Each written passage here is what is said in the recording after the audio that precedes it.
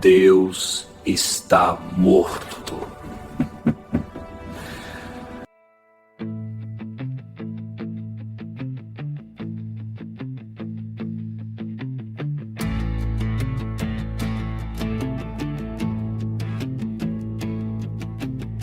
O louco grita na praça vazia, segura a lanterna, cego ao meio-dia. Diz que matamos o Deus que restava, e agora o nada é tudo que nos guiava. Quem julga o bem, quem julga o mal, quando o divino é só um ritual. O eco responde no abismo frio, cria teu céu ou morre no vazio. Sabe, existe uma disputa bem interessante em torno do legado do Albert Einstein. Uma disputa que, curiosamente, não é sobre a teoria da relatividade, né? Não, nada a ver. A questão é muito mais pessoal. É sobre no que ele realmente acreditava. Exato. Porque tentam encaixar ele em categorias muito simples. Sempre. Ou ele era um religioso, um defensor ali da tradição judaico-cristã. Ou o completo oposto, um ateu convicto, quase um militante. Pois é. E a verdade, como quase sempre acontece com mentes desse tamanho, é bem mais complexa. E mais interessante também, né? A confusão toda existe porque o pensamento dele tem uma tensão muito particular. Exato. E para a gente investigar essa tensão, a gente tem um guia excelente hoje, que são umas notas editoriais do Jorge Guerra Pires.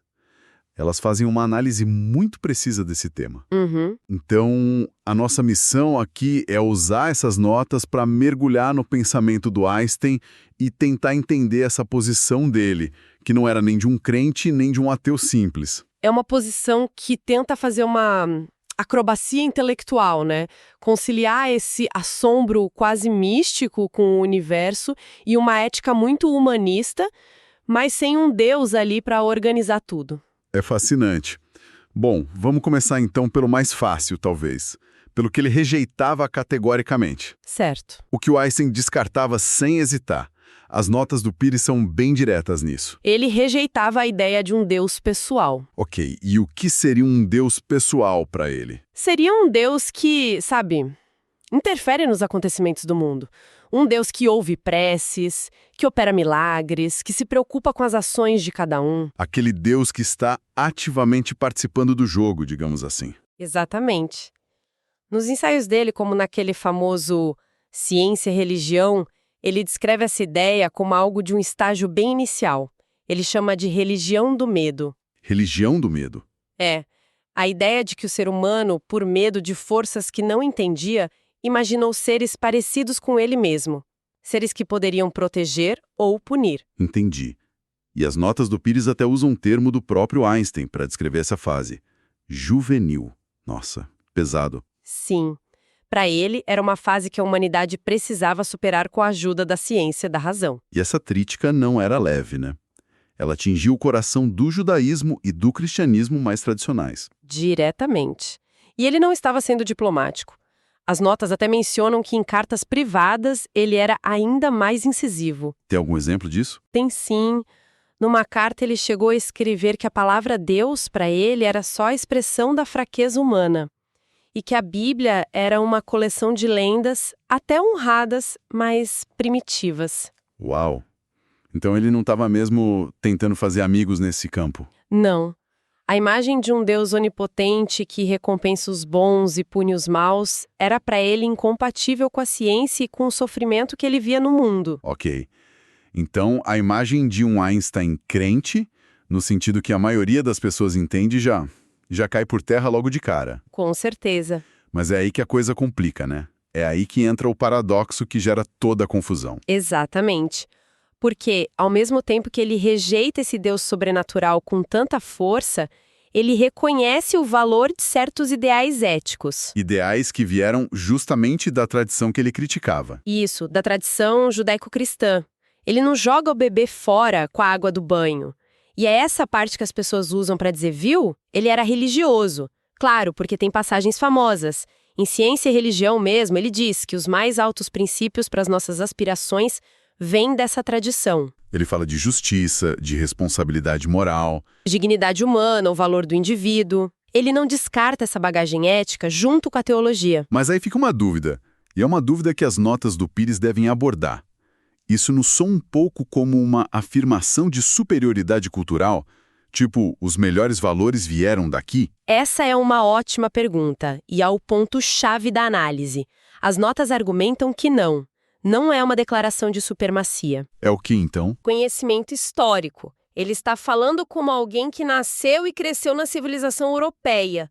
Ele está identificando a origem cultural concreta daqueles valores para ele, para a sociedade dele. Ah, entendi. Ele não está dizendo que esses valores só existem ali. De forma alguma. Ele não diz que dependem de uma revelação divina ou que não possam ser encontrados em outras culturas. É mais foi daqui que eu recebi isso. Faz sentido. É quase como se ele estivesse fazendo um trabalho de arqueólogo. Tipo, olha, gosto muito dessa estátua, mas não preciso acreditar na mitologia do templo onde a encontrei. Essa analogia é perfeita. É exatamente esse o movimento que o Pires aponta como sendo tão sofisticado no Einstein. Ele separa as duas coisas. Ele separa, remove o fundamento sobrenatural, o Deus que dá as ordens, mas insiste em preservar o conteúdo moral. Ele quer os 10 mandamentos, mas sem precisar do Monte Sinai. Essa ideia de separar o artefato moral do templo me leva a outro ponto. Se ele era tão focado nesses valores universais, ele os via em outros templos, em outras culturas. Com certeza. E é aqui que a tese do Einstein tribalista ou defensor da superioridade ocidental desmorona de vez. Porque se ele não visse, essa crítica faria sentido, né? Faria todo sentido. Mas a resposta é um grande sim. Ele tinha uma admiração profunda e pública por figuras de fora do seu eixo cultural. As notas de Pires destacam um exemplo muito forte. Mahatma Gandhi. Exatamente, Mahatma Gandhi. Eu lembro de uma citação dele sobre Gandhi que é impressionante. É fortíssima. Ele escreveu que as gerações futuras mal conseguiriam acreditar que um homem como aquele andou em carne e osso sobre a Terra. Pensa no peso de um elogio desses vindo do Einstein. É uma reverência total a um ideal de ser humano que não tem nada a ver com a matriz europeia ou judaico-cristão. E não para em Gandhi, certo? As notas mencionam outro nome. Sim. E esse outro nome é talvez ainda mais decisivo para a gente entender o que ele valorizava. Buda. Buda. Junto com o Spinoza, Buda é o exemplo que ele usa de uma religiosidade elevada, e isso é crucial. Por que é crucial? O que a menção a Buda nos diz a mais? Nos diz que o modelo de maturidade espiritual para o Einstein não estava nem um pouco restrito ao mundo judaico-cristão. Pelo contrário. Certo. Ao citar Buda, ele aponta para uma espiritualidade que não só não depende de um Deus pessoal, como ativamente vai além dele. O budismo, em muitas vertentes, não tem essa figura central de um Deus criador, né? Exato, não se baseia em preces, em intervenção divina, ou seja, se alinha perfeitamente com a crítica que o próprio Einstein fazia. Ele estava buscando exemplos de uma espiritualidade que já tinha feito o movimento que ele mesmo defendia. Ok, então chegamos no centro da questão. Se não é teísmo e também não é ateísmo militante, o que é? Ele deu um nome para isso, né? Religiosidade cósmica. Deu. Confesso que esse termo sempre me soou um pouco vago. O que isso significa na prática? O que diferencia isso de um ateu que só, sei lá, admira a natureza? É uma ótima pergunta. A chave é entender que, para ele, não era uma crença, era um sentimento. Uma atitude. Uma atitude. Sim, uma reverência profunda, um assombro diante da ordem, da racionalidade e da beleza do universo que a ciência nos mostra. Ah. Essa religiosa mais genuína que você podia ter. Então a igreja dele era o laboratório, o telescópio. O próprio cosmos. E a oração era a equação. É uma libertação dos desejos puramente pessoais, do ego, sabe? Uma postura de humildade diante dessa estrutura tão lógica e grandiosa. Por isso que a ciência não era inimiga dessa religiosidade dele. De jeito nenhum. Era o caminho, era o alimento. É aí que entra aquela frase famosa dele. A ciência sem a religião é manca. A religião sem a ciência é cega. A religião, para ele, é essa religiosidade cósmica. A ciência purifica o impulso religioso. Como assim, purifica? Ela tira o antropomorfismo. Tira a imagem de um Deus feito à nossa semelhança, com raiva, ciúmes, e deixa só o espanto puro. A admiração pela inteligibilidade do universo. Tudo isso é fascinante, mas as notas do Pires apontam para uma ponta solta, né? Uma tensão que não se resolve. Sim. E é aqui que a coisa fica realmente profunda. E talvez um pouco desconfortável, que é o seguinte. De um lado, ele quer desesperadamente preservar os valores morais. Justiça, compaixão, dignidade. Exato. E do outro lado, ele rejeita o Deus que, historicamente, serviu de fundamento para esses valores. O que nos leva à pergunta inevitável que as notas propõem. Se a gente tira o alicerce transcendente, o legislador divino, o que sustenta esses valores? Exatamente. Por que eu devo ser justo se não tem um mandamento, uma recompensa no céu ou um castigo no inferno? De onde vem a autoridade da moral? O Einstein parecia acreditar que a própria racionalidade humana, a empatia, a consciência seriam suficientes. Que a gente chegaria a essas conclusões por conta própria. E isso, por uma questão de harmonia social, de desenvolvimento pessoal. E as notas de Pires são bem honestas nisso. Ele nunca desenvolveu uma teoria ética completa para fechar essa lacuna. Ele deixa a questão em aberto. E vamos combinar, essa é a questão, né? Se não existe um juiz final, por que ser bom quando é mais fácil ou vantajoso não ser? É algo que incomoda. Incomoda profundamente. E essa é a tensão real e produtiva no pensamento dele. Não é uma contradição que invalida o que ele diz, mas sim uma pergunta gigante que ele nos deixa de herança. Ele nos força a encarar essa pergunta. Sim, é possível ter uma ética forte que nos proteja da barbárie sem uma fundação religiosa tradicional? Ele acreditava que sim, mas o como ainda é um desafio filosófico imenso. Então, no fim dessa nossa análise, guiada pelas notas do Pires, o que a gente pode concluir? Fica claro que ele não era um crente tradicional. Definitivamente não. Também não era um ateu militante simplista que despreza qualquer sentimento religioso. Longe disso. E com certeza não era um defensor da superioridade da cultura judaico-cristã. Ele foi mais radical que tudo isso. Ele dissolveu a ideia do Deus pessoal. Ele preservou a ética que herdou da sua cultura, mas reconhecendo o valor puramente humano dela. E trocou o fundamento. Exato. Ele substituiu o antigo fundamento sobrenatural por essa reverência impessoal, racional e profunda pela ordem do cosmos, a tal religiosidade cósmica. O que nos deixa com um pensamento final, uma provocação que as notas sugerem e que hoje parece mais atual do que nunca. A questão que o pensamento de Einstein nos deixa não é se ele era ou não religioso, em qual caixinha ele se encaixa. A verdadeira questão, a que realmente importa, é outra. Essa é a religiosidade cósmica dele. Essa admiração pela racionalidade do universo que a ciência nos mostra consegue, por si só, sustentar todo o edifício moral que ele queria tanto preservar para a humanidade. Se o nosso assombro com as estrelas é suficiente para nos fazer tratar bem uns aos outros aqui na Terra? Essa é a pergunta que fica, e ela continua totalmente em aberto.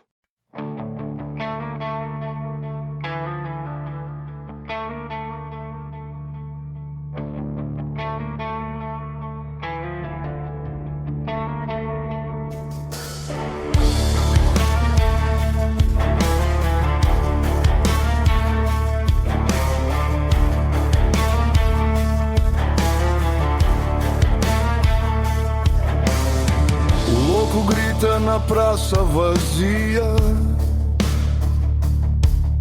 segura a lanterna cego ao meio-dia.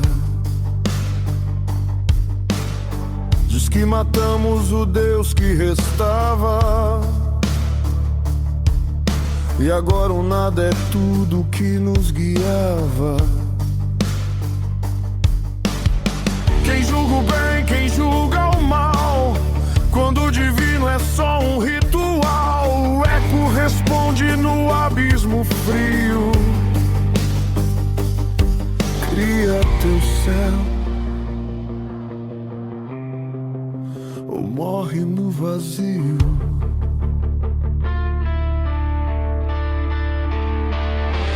Sem Deus tudo é permitido, mas o abismo é tão bonito. A liberdade corta fundo quando o sentido deixa o mundo.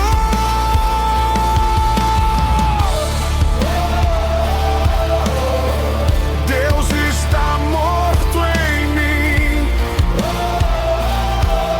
e agora eu tenho que existir.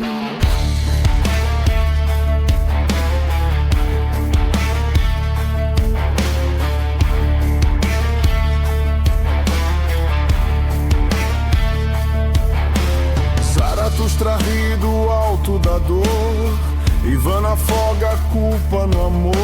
Um quer criar, o outro fugir, dois deuses lutando pra não ruir. Entre a fé e a criação arde o fogo da razão. Se tudo é permitido, então sou Deus ou só negação?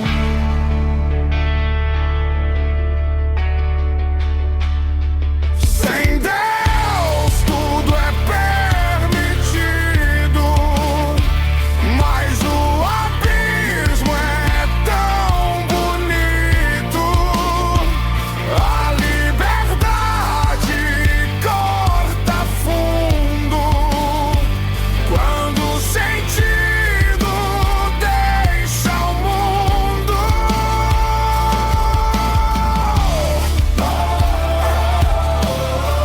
Deus está morto em mim, e agora eu tenho que existir.